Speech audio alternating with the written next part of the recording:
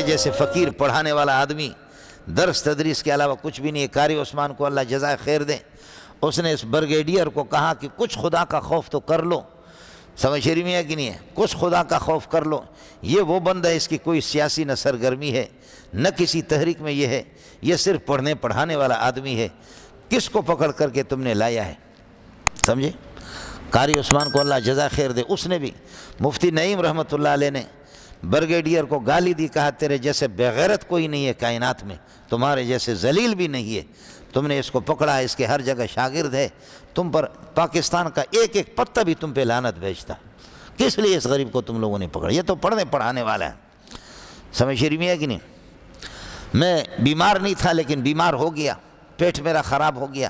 سمجھ شریف ہے کہ نہیں ہے؟ میرے پیٹ سے خون بھی آنے لگا, اس طریقہ پر بھی ہو گیا. لیکن میں کسی باتھ روم میں گیا, تھوڑی سی دیر ہوگی تو باہر نکلا تو ایک شیعہ فوجی تھا, اس نے کہا کیا کر رہے ہو بغیرت کہیں کے.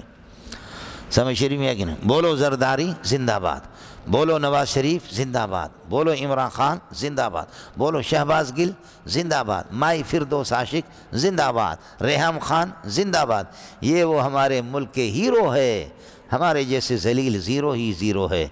تو کچھ ہم نے تو سنا یہ ہے کہ خدا چلاتا ہے, لیکن ان کا کہنا یہ ہے کہ ہم خود ملک چلاتے ہیں. سمجھے؟ ملک چلانے والے یہ ہیرو ہے, ملک کے مخالف یہ زیرو ہے. سمجھ شریف میں ہے کہ نہیں؟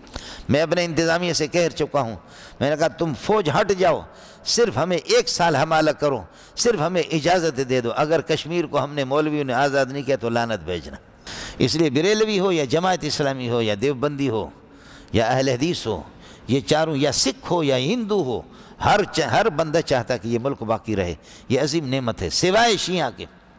شیعہ اس ملک کو کھوکھلا کر چکا ہے, کر رہا ہے, کرے گا, تباہ کر کے چھوڑ دے گا. پھر تمہیں ہوش آئے گا. قادیانی اور شیعہ, سمجھے, ہندو اس کے مخالف نہیں ہے, ہندوؤں کے کاروبار ہے پاکستان بننے سے پہلے. خیر بہرحال ہر ایک نے مکاریاں کی.